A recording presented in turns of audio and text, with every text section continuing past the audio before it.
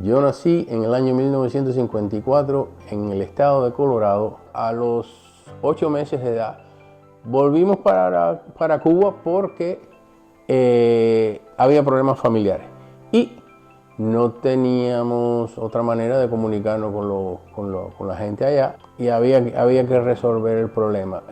Mi padre y mamá y yo fuimos para allá y eso fue en el año 1955.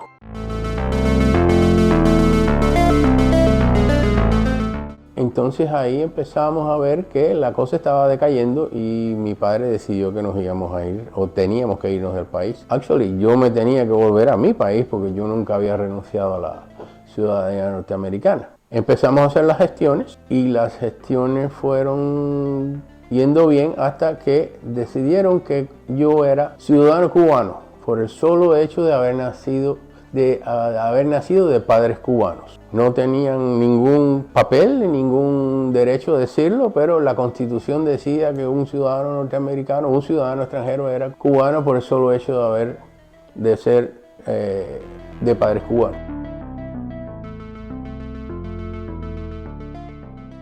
Traté de entrar en la Universidad de Medicina. Yo había sido aceptado por escalafón en la Universidad de Medicina. Llegué a matricularme y 2 días más tarde me desmatricularon. Entonces yo decidí, bueno, deja ver, sé que se puede hacer a lo mejor. Entonces me acuerdo que fui a ver a Dorticó, al presidente.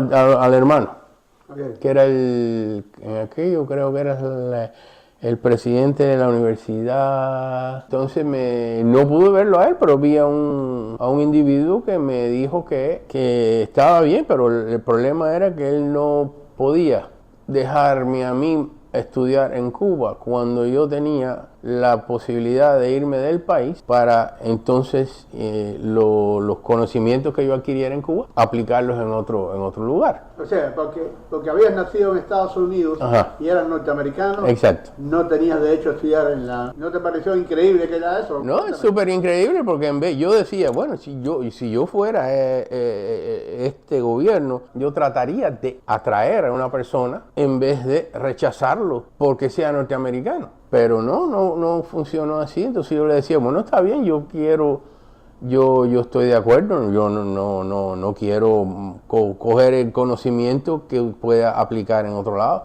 pero entonces lo que yo quiero que usted me ayude a hacer es irme a mi país para poder hacer mi carrera o hacer mis estudios allá, porque aquí no voy a poder. Bueno, ahí me dejaron en limbo. Yo estaba en limbo.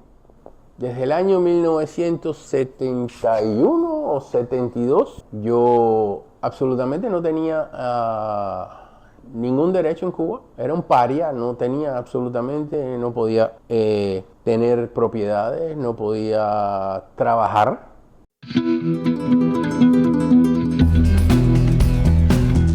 Yo vine para los Estados Unidos por fin, gracias a Jimmy Carter. Vine a los Estados Unidos cuando tenía 25 años en el movimiento ese que tuvo de repatriación de ciudadanos norteamericanos que fue durante la administración de Carter.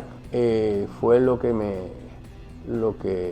logramos por fin salir de Cuba con la espada de Damocles arriba, porque a mi padre, que era médico, no se sabía si lo iban a dejar salir o no. O sea, ¿a ti te permitían regresar? A mí me permitían regresar, a mí, mi madre y mi abuela. Pero a mi padre, no estábamos seguros si... Entonces hubo que hacer gestiones.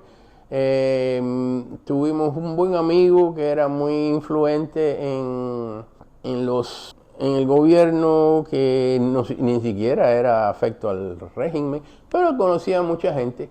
Y el hombre, como en Cuba, todo es, en vez de socialismo, ahí es socialismo. Entonces empezó y al final, bueno, llegó el día de irse y bueno, mi padre se preparó, nosotros nos preparamos, ahí fuimos.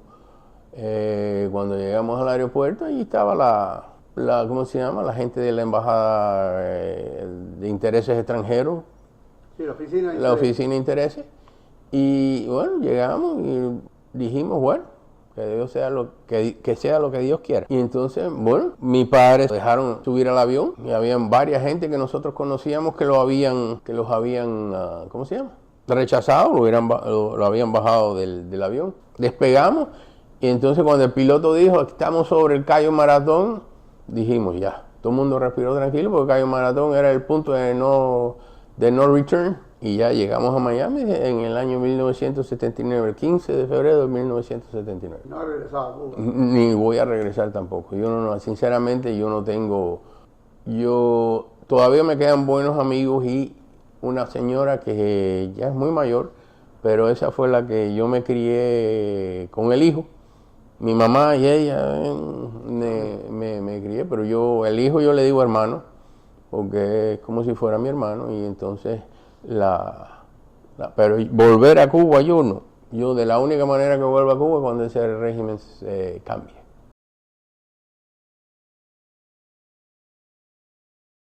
A mí me ha ido muy bien en mi país. ¿Tu país de origen? En mi país de origen hice mi carrera de enfermería. Me hice enfermero en el año 1987. Empecé a trabajar como enfermero en la Cruz Roja. Después de la Cruz Roja cambié de modo, de práctica, y me hice enfermero de diálisis. Y estuve trabajando diálisis hasta el año 2022, que ahí decidí retirarme porque vi que la pandemia no me iba o me iba a afectar. Entonces decidí no retirarme, me podía retirar.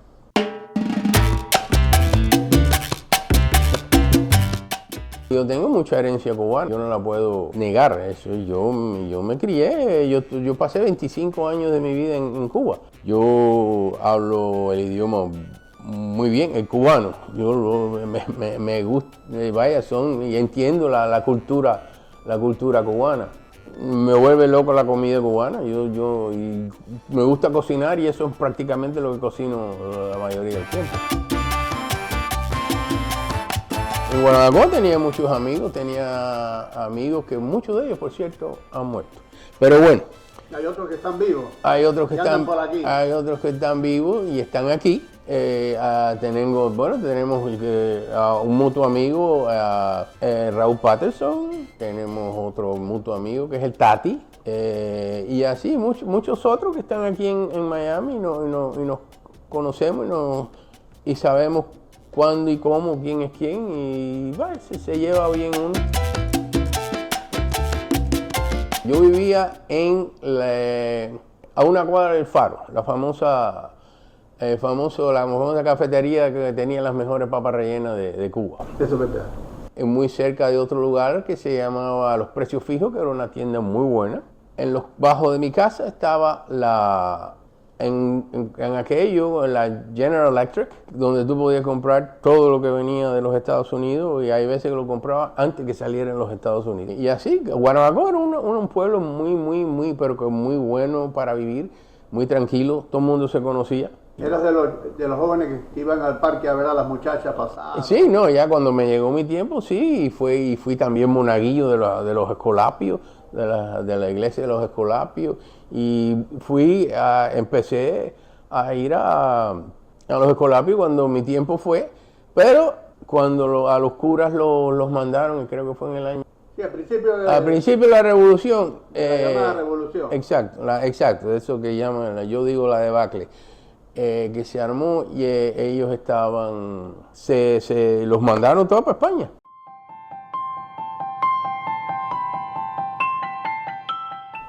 Yo lo que quisiera es, por ejemplo, recordar como diciéndolo a Paulina Pérez, que fue la señora que me acogió a mí como si fuera su hijo, y a mucha gente que están allá todavía. Sergio Herrero, Maite Herrero, la hija de mi buen amigo Humberto Herrero, en paz descanse, Margarita Salgado y muchas otras personas que no me vienen a la mente ahora. Paulina Pérez es una señora que es la madre de Carlos Pérez, una persona que yo le digo mi hermano. Esa señora, cuando mi mamá no pudo tener más hijos que yo fui.